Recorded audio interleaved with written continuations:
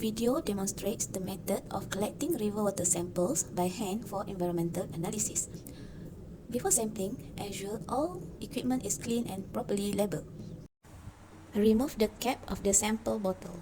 Face upstream, dip sample bottles just below the water surface. And rinse the sample bottle for 3 times.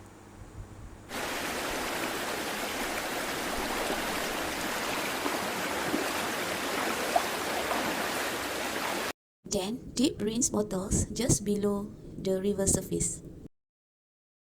Fill the entire bottles with no head space. We need to immediately close the bottle tightly to avoid contamination. After that, keep the sample in a cooler box with ice.